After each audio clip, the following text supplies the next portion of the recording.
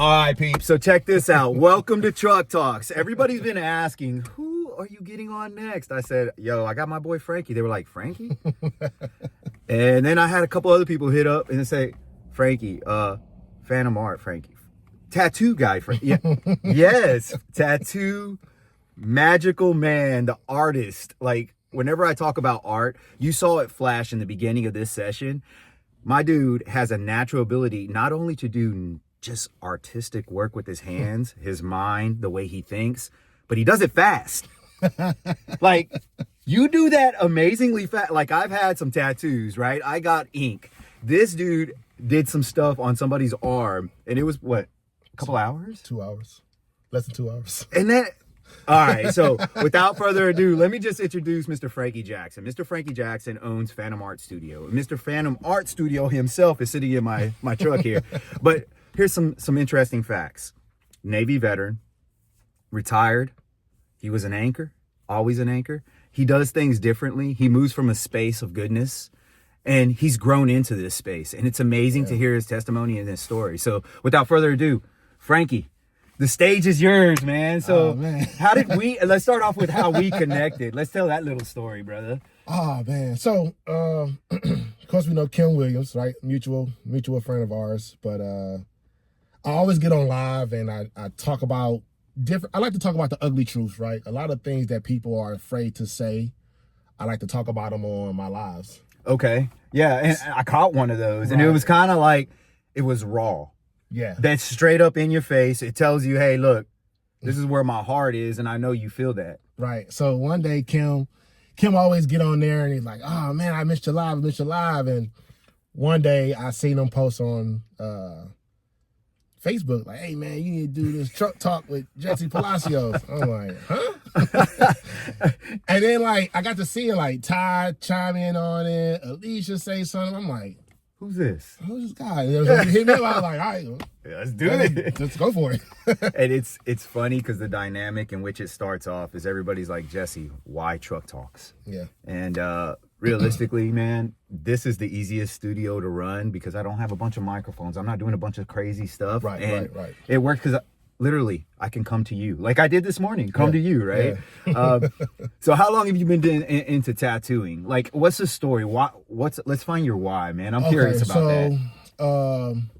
From the art perspective, I've been drawing ever since I was maybe 3 or 4 years old. And like I said before, it wasn't the best art, but it was just like I always found myself like doodling on stuff. Okay, bet. It was I grew up in a very jacked up home. Like, mother's on drugs, dad wasn't really around too much. So that was like my outlet to draw. So fast forward, I'm in the Navy. I'm still kind of drawing. I'm, playing around with the art stuff, but I go to a tattoo artist. I get something done on my arm. He overcharges me. And his whole process just took forever. And I remember just sitting in there like, man, if this fucking guy made $500 off me, I know I can do this, right? Yeah. So I go back home. I'm talking to my kid's mom, and next thing I know, I say, you know what I'm gonna do? Cool. I'm gonna order me a damn tattoo kit from eBay. What? Okay, so what year was that, man? Like, there was an epiphany moment. This is 2008. I just had my oldest daughter. Okay. And I'm sitting in bed, and I'm just like, I'm about to order me a tattoo kit. She was like, motherfucker, you ain't about to do no tattoos. That's how she looked at me, right? So I'm like, it's funny how the ones closest to us sometimes they give us a reality check real fast. Yeah, like, come on. She's on her phone and she just looked at me like, motherfucker, you like tattoos and shit. So next thing I know, I had a little silver box coming in from eBay, and it had like all the little machines and the fake skin, the Chinese ink and needles and stuff in there. Okay. The starter kit. Yeah, the starter kit, right? So I did a tattoo on myself first, then I did a tattoo on her foot that I jacked up. Like meat grinding. Oh man, I tore her foot up, man. She had a club foot. I'll tell you my story of my first tattoo, or two of them. It's pretty funny, man. But keep it rolling. So I jacked her foot up. I fixed her tattoo like some years later after that. And then my friend Samira, she was in the Navy with me. She was a YN. She was the first person outside of that house that let me tattoo her. Bet. And I fucked her up. That's not where we were supposed to go, but all right. I mean, that's where we're going. But see, you know what? But it's like with anything in life, you know, you learn from the mistakes. There it is. So I learned nugget. I learned so much from fucking up. Like, hey, you was going in too deep, too much pressure. You was going too slow when the machine was going too fast, and you know, you didn't have it wrapped up. So it was a lot of different things that I learned, and like making those mistakes repeatedly over the years got me to where I'm at now. And it's amazing. So this morning, me and my wife Teresa were talking, and we had this conversation, and I said, you know, it's funny, I can capture a quick life lesson. And I said, man, I can't wait to talk to Frankie. I was excited, right? Yeah. Because me and you talking over the past week, man, and then having your story resonate with me, I think you kind of feel we're kind of kindred spirits in that regard. Right. But I definitely said it to her, and then it was kind of right place, right time. Right. And it's like, even if you were mature enough to understand those life lessons of, I'm going to be a tattoo artist, you threw something at the wall, and it was the right place at the right time to ignite something in your soul to get you. Yeah. Rolling, bro. And then whenever you look at it now you're speaking truth bombs. Like, you literally just dropped one in the truck, right? Like, you have to go through it to understand it. Like, you have to have the adversity, your timing, everything happens. And it's funny because, like, I'm in a spiritual growth season. I don't know where you're at, but Same. And it's crazy because it hits in way. Whenever me and him were sitting in his shop, we were doing kind of a review of who we are. And I just kind of gave him a little bit of my social profile, and I kind of chuckled because he was telling me some of his stories. And there was some of my social media footprints on TikTok, YouTube and stuff, and he was saying words, and I literally had them as titles. You remember that? Yeah. And I was like, bro, watch this. The why. And the why. And I had goosebumps, and we're sitting there, and I'm like, man, this is not something that's happening out of happenstance. Right, it's purposeful, and it's intentional. And man, whenever I tell you I had so much energy after that video, that came out of all that energy. I was like, oh man, I can't wait to highlight exactly. And then I was pretty captivated to watch. Literally, this dude was just sitting there like, like you know how you watch a TV show with a bowl of cereal and you're kind of nonchalant about it. And then next thing you know, you're like, the bowl of cereal's gone and you're just kind of into the TV show. That's where I was while he was, I was like, man, this is cool. I forgot that I was doing film work. I kind of got captivated in the conversation. There's very few people that have that ability to captivate people, like bartenders, tattoo art. They get to people to their vulnerable moments. Right. Has that been like fruitful for you too? Like, has that opened up something inside you? It has, actually. Like I told you before, there's power in being vulnerable. And sometimes when I'm in there tattooing, like, you get some people that come in there with some captivating stories. I get people that come in there and they lose loved ones and they want portraits done of them.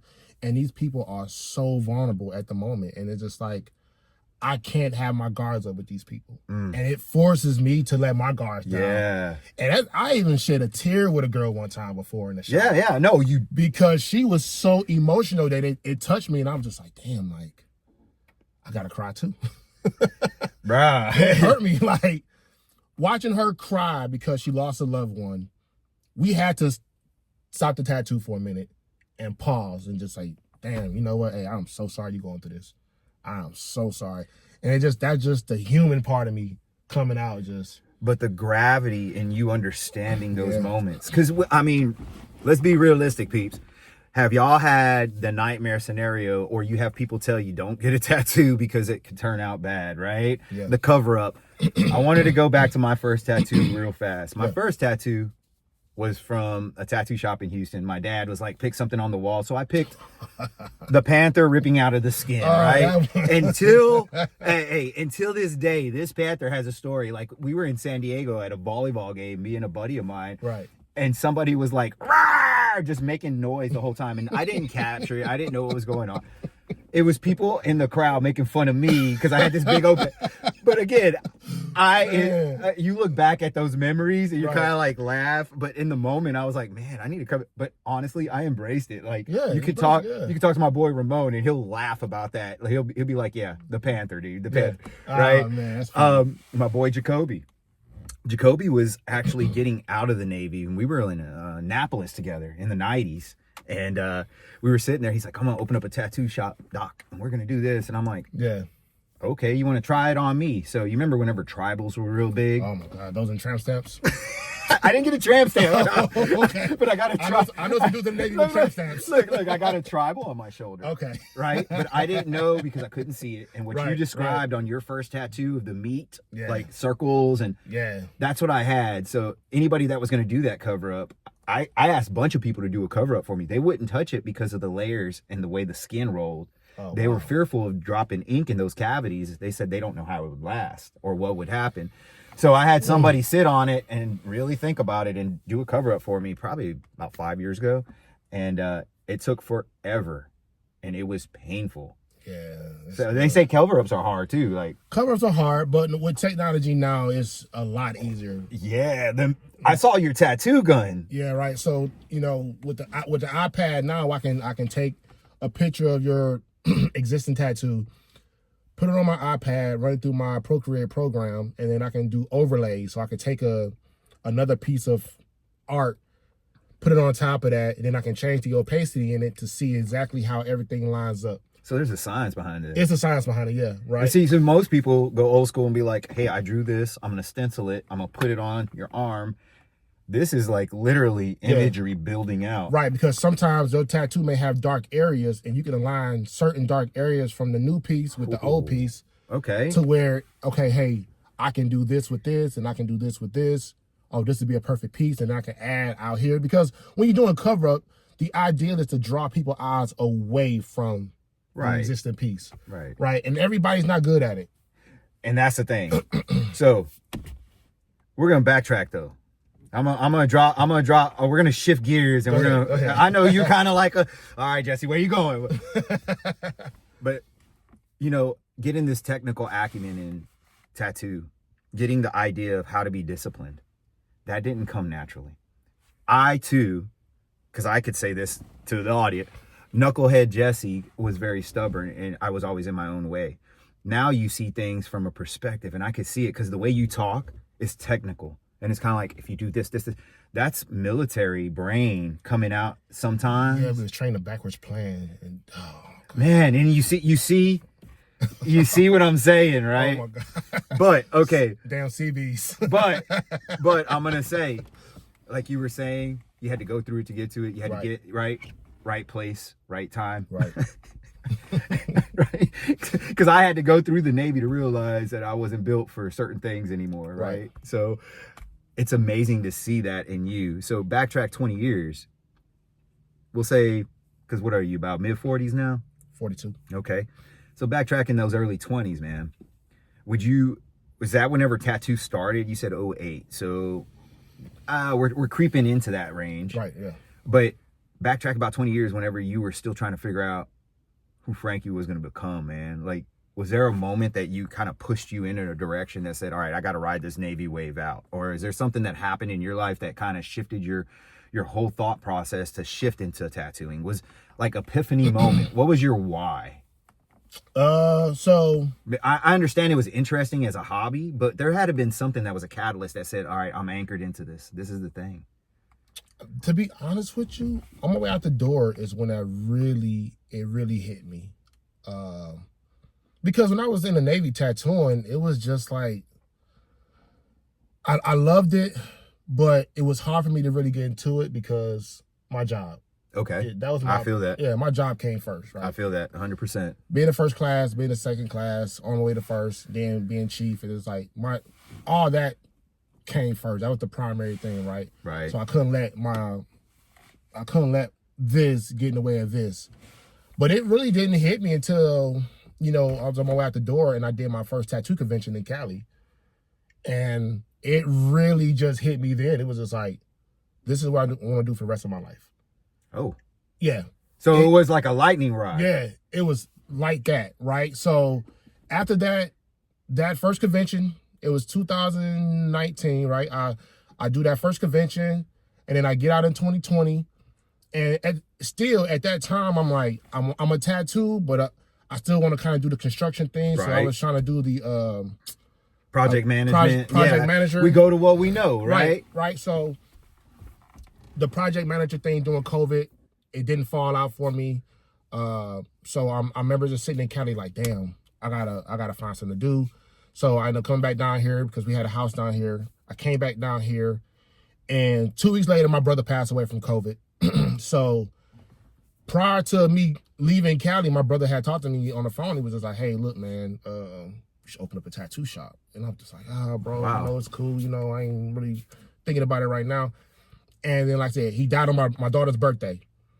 And so we do the funeral, we come back home, and I'm just kind of just sitting in the house, and I'm just like, damn, what I'm gonna do? Wow. Fuck, I'm gonna be a tattoo artist. My brother told me to be a tattoo artist. So he planted that seed, Yeah. even though it was already, God had planted seeds somewhere. You know what I mean? Yep. Man. So he planted the seed, and like once he passed away, and we like, you know, we went back home, we got rid of all his belongings, and took out all his stuff. I came back here and I hopped into a tattoo shop. Made a tattoo shop owner didn't see eye to eye. It's kind of condescending. I don't want to speak bad about him, but yeah, I get you. You know, he was we just didn't see eye to eye, right? And I'm just like, I'm a man just like you, a man. You're not gonna talk to me crazy, but I'm gonna show you better than I can tell you.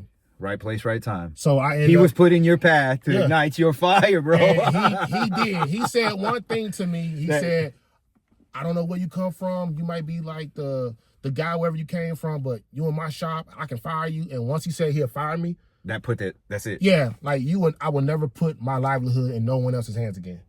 Never. Isn't it crazy? So coming out of the military, I can speak to this, right? Whenever we say, "I got your six," yeah. Whenever you're sitting in combat zones, and I can speak to this, like I've had people literally who I really wouldn't want to trust in a regular conversation, but I'm okay with them shooting the bad guy behind me. Right. I mean, real talk, we have those conversations in the military. And whenever you get in the civilian world and you're able to plant your feet and be like, "No, I'm good." Yeah. It's an empowering feeling. Like it gives you that resolve, that integrity that you kind of missed a little. Yeah. I'm sorry, but it's true for me. I hope that it speaks right the way through this message, but man, hearing that story, like your brother saying, "Hey, you need to do this," and then passing a couple weeks later, and then you actually planting your feet, and now you're running, and you've gone through some changes through your business growth. Yeah. And that's the thing where us as vets sometimes struggle is we don't understand the business acumen of developing certain things like LLCs, developing EINs, the finance and the EINs and things like that. The Bradstreet numbers. And understanding understanding the other side of that curtain. That's a whole other beast. And taxes, quarterly taxes. Oh my gosh. It's a lot that goes with it. So people look at it and they just say, "Oh, he's a businessman, or he's a tattoo artist, or he's a shop owner," but I'm like, I don't understand all the hats I have to put on, right? When I get here, you know, on the weekends, I gotta wear this hat. On weekdays, I gotta wear this hat. I got overhead. I got people I gotta talk to above me. I got people I gotta talk to below me. I gotta talk to my peers on the side of me. Like I gotta put on a lot of hats on. And around this time, it gets even more hectic because, like you said, it's tax time, right? Yeah, so people got cash and they're about to run. I got my money. Let's go get my tattoos. And then I got artists that need their 1099s. They need their W-2s. I got to go file business taxes, personal taxes. Yeah, I know. It's a lot. and you know, whenever we get into our seasons of cycle business is what I call it, right? You get into your season of cycle and you're cycling through your business, getting everything recorded, prepping everything. Right. That's whenever you start to realize, like, man, I'm carrying a lot of it feels good because your ripple effect, you're carrying some people's dreams. Yeah. I saw it the other day in your shop. That young lady that was talking about meeting one of her mentors and getting a tattoo on her leg. Oh, to my B. Yeah, B. Yeah. He had somebody that he kind of mentors through his shop, and her heart, like whenever you could hear it. Yeah, she's passionate about it. She's passionate, right? So you're contributing to other people's dreams. And that's something that's amazing in your world that most people don't even realize. As a tattoo owner, a shop owner, not only is he impacting artists, but like you said, people who come in there and give their heart, that vulnerable side, like he gets to get that too from another perspective. It's almost like whenever we sell houses and real estate, yeah, it feels good to give the keys, but you get to feel the aftermath sometimes whenever they say, "Hey, call Jesse, man. He hooked me up," right? Like, call Frankie, bro. Like, look at this thing he gave. That aftermath feel, like the reverb of the cycle of business is what's the beautiful thing, because now you're flourishing. And man, it's beautiful to see the message. It's not where you came from and how you started. It's Yeah, it's where you at. It's where you at and how you doing it too. But it's, you know, when I sit back and think about it now, it was so much beauty in the process, though. Man, truth nugget. Because it's like now I can look at my life now and it's like, man, you know, you got a nice house, you got all these nice things, right, that you attained through your military career and your tattooing career. But it's just like, no one gets on social media and talks about all the struggles they go through, right? We only highlight the pretty parts. The pretty parts, right? Yes. We don't talk about, you know, the nights where we crying, the nights where, you know, the money ain't meeting the problems. Like, we're not talking about all these different things. We just showing, hey, I got a nice house, my life is good, but show them days where you like you're vulnerable. You're vulnerable. Your displeasing moments, like, hey, I'm hurting, I'm beat up inside, I'm depressed. Yes. Like, show that side, right? Talk about everything, right? And this is why I don't mind talking about it, because it's I'd be naive as hell as a person to believe that I'm the only person that feels this way or go this way, right? Everybody out there is going through something in life, right? I'm just not afraid to tell you, hey, I'm stressed. But it's not, it's everybody's going through it, right? Yeah. But you vocalizing a sense of normalcy. It's okay to accept that. It's okay to accept that push. It's okay to accept that stress. Yep. It's how, so I talked to my son about this the other day. Me and him have dang talks all the time lately.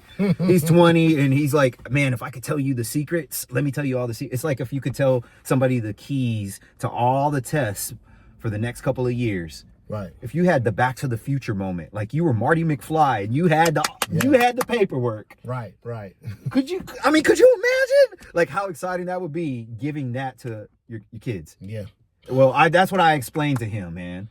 And I told him, I said, bud, sometimes it's not even about going through it. Sometimes you have to have the negative hit so that you can have that bounce. You have to have the bounce sometimes, because if you never experience the bounce, what happens whenever people get it for free, man?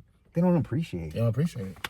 They don't appreciate it at all. And because you're saying sound advice, like I go through it, trust me, it's tough. But guess what? You get up and go, right? Foot in front of the other. Yeah, this the tattoo industry, it was a difficult industry, because I came into the industry thinking that all I had to do was know how to tattoo and have people skills. Right? Nah, it ain't that simple. You gotta have conflict resolution skills. Yeah. Right. And one of the biggest mistakes I made, right, is because we down here in Mississippi, right? We on the coast. There's a lot of still Jim Crow thinkers down here, right? So I go to a lot of these different tattoo shops. I try to get in these shops and stuff, and they all tell me no, right? So inside is building up something dark, because I'm like, damn, like I don't want this black person in y'all shop tattooing with y'all. So I'm like, oh, okay, screw it. I'm gonna open my own shop up, and I'm gonna invite all black tattoo artists in here, and I'm gonna have black pictures and stuff all on the walls. I have Mike Tyson, Michael Jordan, and Michael X and stuff all on the walls, right? Okay. But what I did understand was that I wasn't creating an art culture. I was creating a social culture, right? And I had a buddy of mine walk in the shop one day and say, hey, man, why you don't have any white people on the walls? And he laughed about it. But see, just like I tell everybody, there's always some truth. Whether you laugh before or after it, there's always some truth to it. In sarcasm or in jokes, yes. It was some truth to it, right? So I sat and thought about it. And then I remember one day I had a young lady that came in my shop one day, and it was me and another black guy in there tattooing. It was a younger white lady. Mm-hmm. First time coming in the shop, and she came in there with a loaded gun and had it on her hip. Mm-hmm. And she let it be known that she had a gun on her. And I felt a certain way. I felt a certain way. I'm like, damn, do my tattoo shop create this type of culture that you feel uncomfortable that you got to come here with a loaded gun? So I remember having a shop in the mall, and I had a meeting with my shop assistant at the time. Mm-hmm. And I said, hey, you know what we're gonna do? We're gonna change it from a social culture to an art culture, and we're gonna make it to where everybody feels comfortable coming into the shop, whether you was straight, whether you was gay, whatever your financial status may be, you know, whether you was Republican, Democratic. I don't care what your walk of life is. Like, I want everybody to walk into the shop and feel comfortable, and I want diversity, right? Because I had to go back to just the basics, right? The Navy, diversity was everything, inclusion, right? Yeah. So what I did was I took down all those old pictures, painted all the walls white, made it nice and bright and open, and then we put art pictures up. As I said, because we're not pushing a black culture. We're not pushing an agenda. Right? We're pushing art. We're pushing art. So I had to change my perspective Yeah, man. on how I was looking at things, because I was looking at it from just my point of view. And then I learned that I had to be colorblind in business. Right? Oh, that's a deep one, because if you don't understand that concept, you will limit your potential and your opportunities with people who are put in your path, man. Yep, you got to be colorblind with your business, right? Because you have a lot of people who don't want to do business with other races because they're so pro whatever, right? And it's like, bro, like at the end of the day, I'm pro money. At the end of the day, the agenda is to make money, right? Regardless of what it is you're doing, make money to take care of your family, right? Yeah. And if you're pushing the wrong agendas, you're going to limit the amount of money you can make, which is going to essentially affect the way you take care of your family, right? Right. And 90% of my clients at the time was Caucasians. So I'm like, why am I having all these damn black posters up all on the walls, and they're walking in here and they feeling uncomfortable? They feel like they're walking to a black power meeting. And it's like, isn't it funny? So it all seeded from a place of discontent in your heart. Yep. And it flourished in a forum that was accepted very much in today's society. If you go either which polarizing shift, white, black, it doesn't matter. It's accepted in some form or fashion. Yep. And because it's accepted, you found a niche that was okay. And then you're the one who caught it. You're the one who said, look, it's not about the culture as much as it is about the dynamics of where your artistry, it's amazing. Like, I don't know how to explain it. You're going to be seeing a bunch of art from him here in the next few months. You'll see magically, it'll overflow your social media now. You will see it. Watch. Yeah. At the end of the day, dude, I see something significant happening in a lot of lives in my circle. Like I even talked to Kim about this last night. I said, man, isn't it amazing whenever you cultivate relationships with people who want to grow, be the best versions of themselves to impact people's lives? It's like people start circling around. It's like we all start to say, yeah, let's do it together. Right. Man, I can't wait to see like the next shop open up as a franchise. I can't wait to see like you're like, man, that's more business. But yeah, we're actually looking so Houston was one of the spots where I was supposed to do like maybe 18 months ago, maybe 2 years ago. I was supposed to do Houston, and then a lot of personal things happened, so it kind of slowed things down. I kind of had I had a lot of stuff set up in Houston, and then I had to like kind of put everything on pause. But after going down there again this weekend, I'm like, you know what? Let me put this back on the table. Let me put Texas back on the table. Okay. Because the biggest thing with me is diversity. And I feel like I want to put Phantom Arts in a bigger city as well, so where like I can reach and touch more people. So I'm gonna market this show right now. I'm saying it. I'm gonna pop my own collar on this shit. There's a reason why I think in your heart you named it Phantom Art. Yeah, we might have the same reason. And I feel and this is just knowing you in a short, like we've known each other through passing. We've known each other in circles. We've known each other through different connections. Right. Kevin Bacon, I'm telling you, 6 degrees of Kevin Bacon, he's going to sit in the seat. You'll see it. He'll be an actor sitting in a seat. Yeah. At the end of the day, I truly believe like you named it Art Studio because your transition into something off of a seed of discontent into growth. And then that ripple effect, man, you're going to do some I can't wait because I'm getting excited to see it. But I think it's going to be an art studio that has tattoo artists, painters, musicians. And that's what I want to do. I want to combine like build art genres.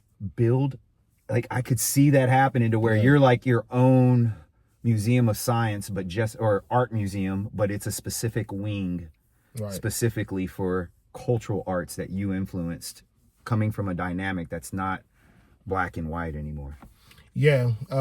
Dude, I can't wait to see that. Just like when I look back at my childhood and like I told you before, like my grandfather come from, Birmingham, Alabama in the 50s, right? Okay. No saying on that one. Right. So I understand, 50s, man. He grew up down there. Grandmother grew up in Atmore, Alabama. So they had a different type of perspective. So your culture brought into step one was what they felt from the negative cultures that they felt that. Yeah, they felt it. Man, They pushed it on my dad, and my dad was trying to push it on us because that's all he knew, right?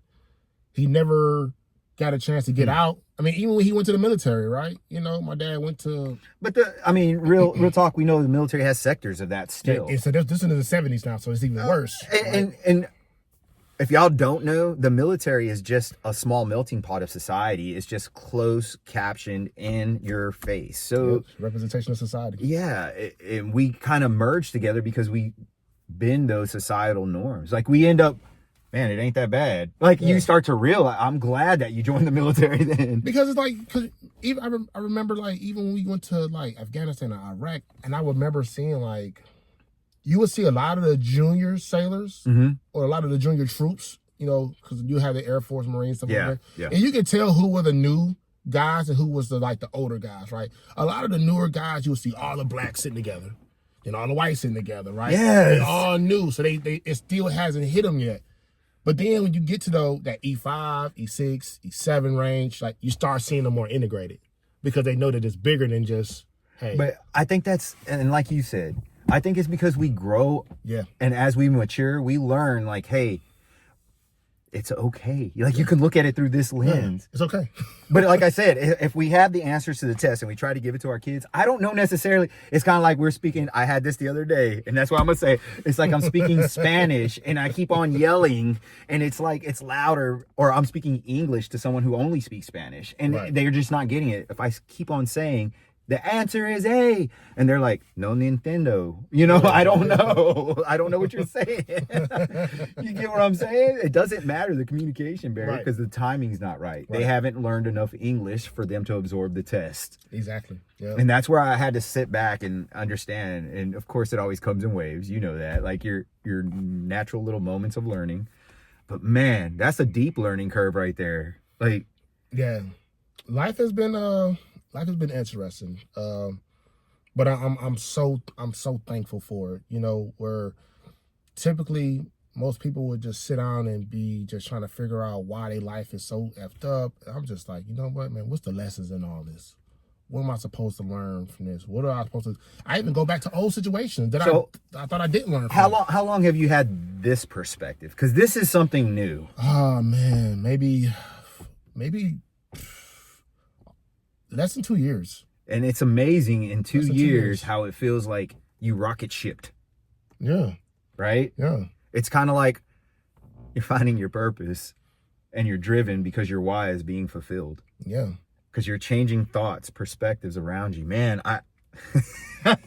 and this is where you like learn to accept people, or like I learned to accept anybody from any walk of life around me, because it's like life is about perspectives.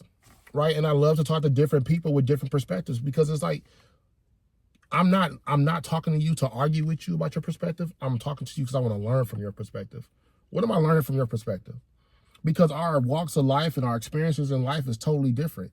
So the way you may view things, it may be because of the way you grew up. And there it is, right? So the void. And you always trying to fulfill something, right? Right. And then you start chasing it. And then in the chase, you find unhealthy habits, a different skewed perspective. Yep. What you know becomes a normal. Yep. And it isn't until like a revelation happens, a salvation happens, something happens in your heart and in your life, and it kicks something in overdrive. And for you 2 years ago, you said it happened like something epiphany moment. Yeah, I don't know what was going on. I know like 2 years ago, I had gave the shop in the mall to one of my other artists. Mm-hmm. And at that point, I just kind of wanted peace of mind. And when I was sitting in my personal studio, it just allowed me a lot of time to think, because at that 2 years ago, I was absorbing everybody else's energy. I was bringing in everybody else's problems and thoughts, and I just couldn't focus on mine. And once I got by myself, I got a chance to actually just breathe and think, and everything about perspective just started hitting me. Everything about perspective just started hitting me. I was just like, man, like. There's a lot of power in rest, though. Yeah, I need a rest. I need a rest. And that's what it was. I need a rest. You want speaking moments with the Lord. You want opportunities to have open space in your brain. Rest. Yeah, like it's truth. I wasn't resting. I was on the go. I was constantly moving, constantly going, hey, I got one shop open, boom, open this shop, boom.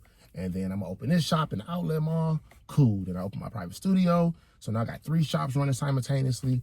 And I'm just like, oh, shit. And that was your version of success, though? Yeah, that was my version of success, because I was always taught that the more you attained right monetarily was success, right? Hey, how many cars you got? How much money you got in your account? But it's like, that's not success. Success is happiness. Peace. Yes. Like that is real success. Yes. Like freedom.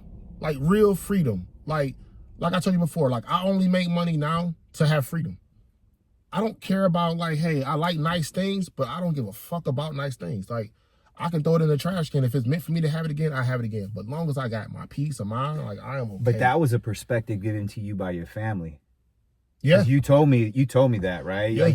Like you told me that whenever your brother had passed. Yeah. Okay, I'm unearthing a little bit. Sorry. Go ahead. But you told me once he passed, like all his earthly possessions, yep. It was kind of like everybody dividing them and trying to get to it. Yep. And it's kind of like it gave you that epiphany moment that like, hey, what am I riding so hard so people could fight over? Yeah. Right? Man, and whenever you start looking at it from that perspective, it's kind of like you get enough that you're going to be good. Yep. But you also get enough to give to others the right way. Yep. And you know what I mean? And if you're given the right way, like, and that can be financially, it could be spiritually, it could be time management, whatever it is. Some people just need this. Yeah. Some people just need sitting down and having 10 minutes to sit down and deconstruct some of their conversations. Yeah.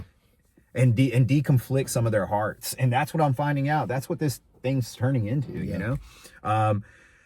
Man, brother, this has been a really fruitful journey, and I'm gonna have to get him back because there's so much more to this. There's like layers. You know what? I think we're gonna do another podcast. That's gonna be a separate podcast from this one. That's gonna be something so damn unique that, man, I got a crazy idea. Stay tuned for more on that one. This one's gonna be this is gonna be fire. This is gonna be fire. But on the flip, bro, thanks for taking the time, spending a little energy with me, opening up your heart, opening up some space, giving us some testimony, giving us your heart, showing us your business. Right. And you're going to be getting multiple flashes of greatness as this goes on, because there's just going to be little pockets of shots that goes through this. And I hope that this captivates exactly kind of your message enough that whenever I edit it, that it has everything that you need so that you can put it out and do what you need to do with it. At the end of the day, brother, go check out Phantom Art Studio. It's off of Pass Road. It's right next to, what is it? Hot Works. So everybody knows where Hot Works and Coastal Spa. And Coastal Spa. So go over there. Go check out my dude, Frankie. Go check out his artists. The whole studio has fantastic people who can actually do things in different artist forms. So like if you want something in color ink, you got a perfect person. You got traditional, the different styles. Or you can just set up an appointment and talk to the man himself. But that's going to be a waiting line. I'm just going to be realistic with you. You're not going to get in quick. It's going to be you're going to have to make an appointment. I'm just going to tell you right now. It's not something like, hey, I'm available tomorrow. That doesn't happen ever. This was a locked in space and time. So again, I'm glad you said that. Yeah, because if you do not capture the time the right way, you miss your appointment, man, you're taking away from someone else's vulnerable opportunity to have a memorable moment with this man right here. Okay, so it's more than just giving tattoos. Right. And again, brother, I appreciate it. I know I talk a lot, but I just want to highlight your business, dude. Good, like, you're good. Like, I love it. And whenever we sit down and we start doing some different talks, you're going to see something different, because his perspective and his heart is something that I love. I love that. I love that. Bro, thanks for your heart, dude. Man, Phantom Art Studio, bro. Always, bro. Get him. Go get your tattoos. If you need any more information, hit him up. His phone number, all his stuff was across the screen this whole time. And guys, again, Truck Talks. It's not about the damn truck. It's about the message that's playing in the truck. So let's listen to a new station every time. Get somebody in this seat. If you recommend somebody, hit me up personally, privately, so I can discuss opportunities with other people to flourish their business. And whenever you get a tattoo, tag Frankie. Tag him in it. Get his business going. Tag me in it. Let's go ahead and cultivate some network norms that become our gangster movement down here on the coast. Jesse, Truck Talks, Frankie Jackson. Contact me at 228-563-4181. That's my personal phone. You can book an appointment through there. Just shoot me a text message. We can go from there. It's that simple. Keeps it simple. What is it in the military? Keep it simple, stupid. Kids method. Keep it simple, man. All right, peeps. We'll talk to y'all later. Truck Talks, we out.